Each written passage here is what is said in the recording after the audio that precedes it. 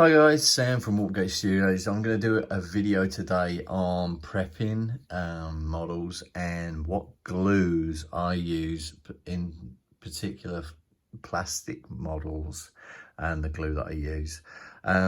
So I wanted to kind of go through the different types of glue that I use for kind of my display level. The chunky Games Workshop plastic glue, it's got a massive great nozzle on it, and it's not particularly accurate and all that sort of jazz. It's good for like vehicles, sometimes not even vehicles to be fair, but like buildings and any big plastic stuff. Great, it's cheap, easy, good, get it done with this stuff. I don't use that on a day-to-day basis. These are the two things that I use, and some tools. These four things are what I use to put my models together. Just in case while you're wondering why I've got two, I always have something that I use to fill gaps. I don't see the point in buying liquid green stuff or anything like that if you have an extra bottle of plastic glue. So the reason why I buy another one is what I do, I chop bits of sprue up, leftover sprue, into semi fine pieces, and then I throw it into here, into a half used old one. And what happens is all of that plastic gets dissolved down and you get a nice liquid plastic that you can use to fill bits on your models.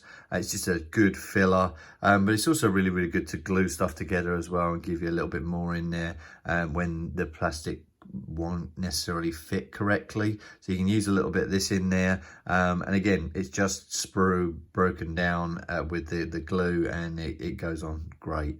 It does smell because it's broken down all of that plastic, so it does smell quite a bit, but it is a fantastic little thing. And if you've got half empty leftover one of these, great to chuck some sprue in there and actually have this on hand.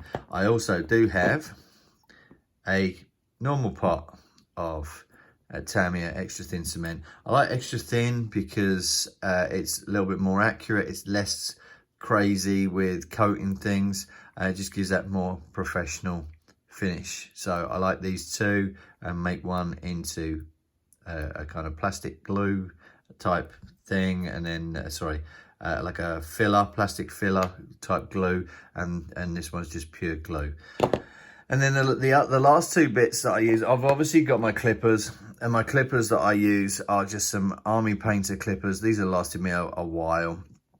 I just use these purely for plastic. There's some Tamiya ones that are really good as well. These were cheap, cheerful, $5 or something like that, $5-10. And they've lasted me and lasted me and lasted me. And if you look after them, they are a hell of a lot better than the Games Workshop ones. I can tell you that now. I've gone through probably 3-4 pairs of the Games Workshop ones, overpriced, and the quality isn't that good.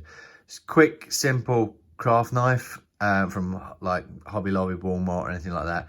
And I actually don't have a sharp blade on it because I actually use this to scrape sprue and get mold lines off and those sorts of things. So not having one that's a little bit more blunt than normal is really good. That helps on it as well. And then a dental tool.